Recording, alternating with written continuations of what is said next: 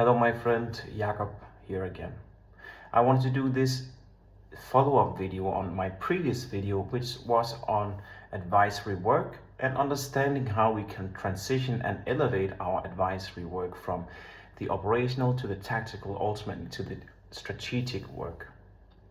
This is an interesting topic and one that is close to my world, because ultimately I work as an advisor, and the best that I can do is help my clients achieve their strategic outcomes.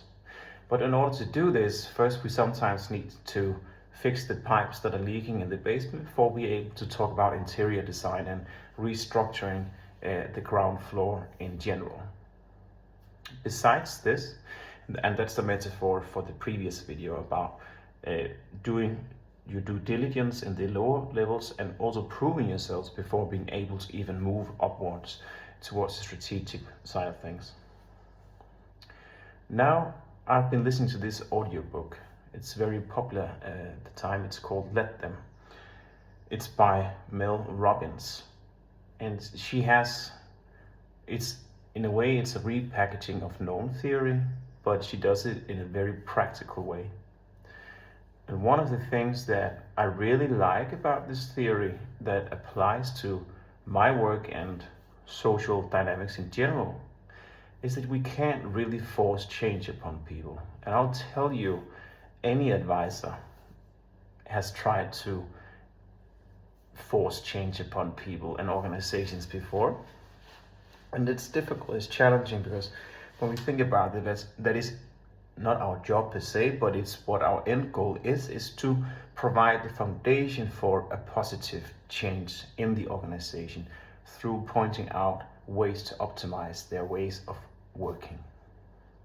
However, as Mel Robbins, she says, we can't force people to do anything.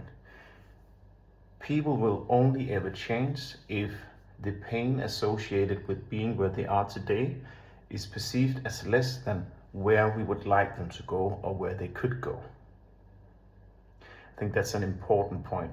So we can come up with all sorts of amazing architectures and governance frameworks and ways of working that will point them towards a brighter and better future, and most likely they will if they would want to follow them. However, it is not that simple. It is not that simple, because any change is in itself as a degree of suffering, and it is weighed on the scales of life. What's the largest degree of suffering right now? And often the known suffering is less in perceived weight than the potential suffering, because there's a large degree of uncertainty associated with this. So how do we work around this?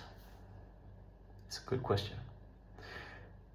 To me, the only way to achieve, from my current standpoint, to achieve a positive impact on a person or an organization's strategic outcomes would be to follow them over time.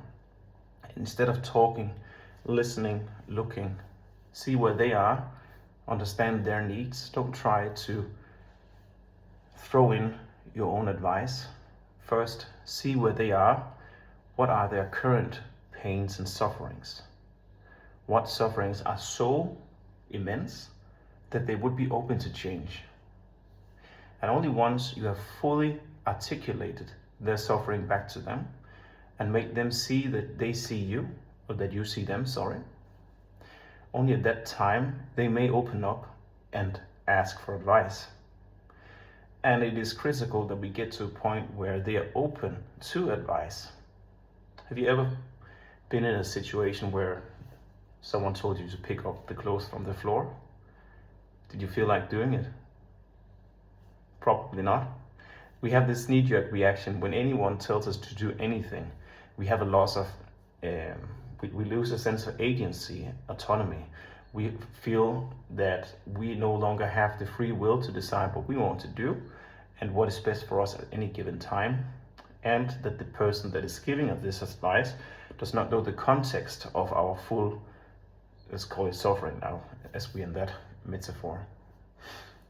So it is critical that whoever we want to provide any advice to is totally open to it, and they will only be open to it once they have experienced that you are open to their world, that you're trying to see the world through their eyes. And it's just about repeating back to them what you see, that you see the same that they see. To me, this was a bit of an eye-opener. It's one of these things that I had them in the back of my mind, but it just made sense, it clicked. And it also, I can now reflect back on other large change organizational pieces that I've tried to implement in the past with clients and why they failed. And I think one pattern is clear here, one variable is constant. It's, I had a very good idea. And on the logical surface level, everyone could see, hey, this is a great idea. It makes sense. And everyone is willing to come to a meeting to talk about this great new change because it makes sense. Yeah, sure, it would be valuable for us to have a better process for this or a better application for that or less technical debt over here. It would be better for us if we were able to collaborate better with this vendor in such and such a way. However, when it gets to the point of actually needing to do anything outside of being talked to and advised in a meeting, it falls flat if they are not willing to do the work. If they perceive their current suffering as less or equal to the suffering related to the change that you are advising them towards, it doesn't matter how good it sounds, it will not work.